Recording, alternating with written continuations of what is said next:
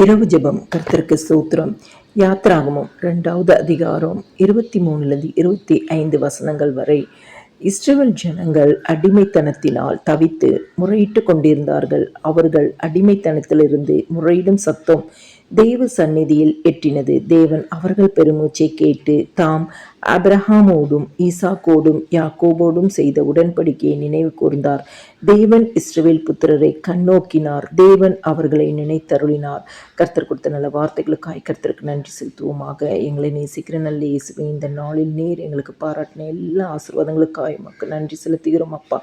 அறிந்தும் அறியாமலும் செய்த எந்த ஒரு பாமாதலும் இன்னும் ஒரு விஷயம் ரத்தத்தினால கழுவி பரிசுத்தப்படுத்துங்க.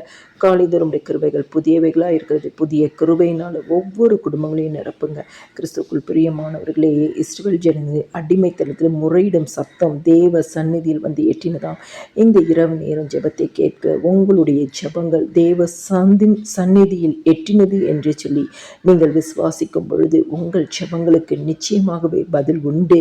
தேவன் இஸ்ரவேல் ஜனங்களுடைய பெருமூச்சை கேட்டாராம். ஆபிரகாமோடும் ஈசாக்கோடும் யாக்கோபோடும் செய்த உடன்படிக்கையை நினைவு கூர்ந்தாராம்.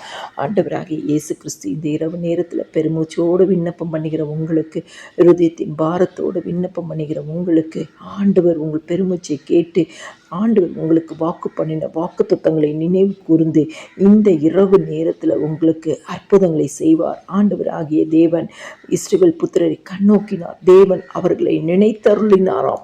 ஆண்டவர் இந்த நாளிலும் நம்மை கண்ணோக்கிற தேவன், நினைத்தருள் இருக்கிற தேவன். 115வது சங்கீதம் சொல்லுகிறது, கர்த்தர் நம்மை நினைத்திருக்கிறார், அவர் ஆசிர்வதிப்பார். இஸ்ரவேல் குடும்பத்தாரை ஆசிர்வதிப்பார், அவர் ஆரோன் குடும்பத்தை ஆசிர்வதிப்பார்.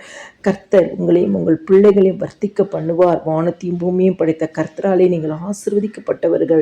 கிறிஸ்துக்குள் பிரியமானவர்களே, கர்த்தர் உங்களை நினைத்திருக்கிற தேவன், அவர் உங்களை ஆசிர்வதிக்கிற தேவன், அவர் உங்களை பிள்ளைகளை வர்த்திக்க பண்ணுகிற தேவன். ஆண்டவராகிய இயேசு கிறிஸ்து வானத்தையும் பூமியும் படைத்த தேவன், அவராலே நீங்கள் ஆசிர்வதிக்கப்பட்டவர்கள்.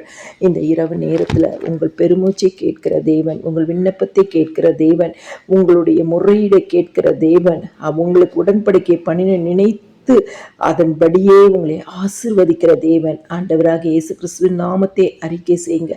ஆண்டவராக இயேசு கிறிஸ்துவின் நாமத்தின் மேல் விசுவாசம் வையுங்கள். உங்கள் வாக்குத்தத்தத்தின் மேல் விசுவாசம் வைத்து அறிக்கை செய்யுங்க.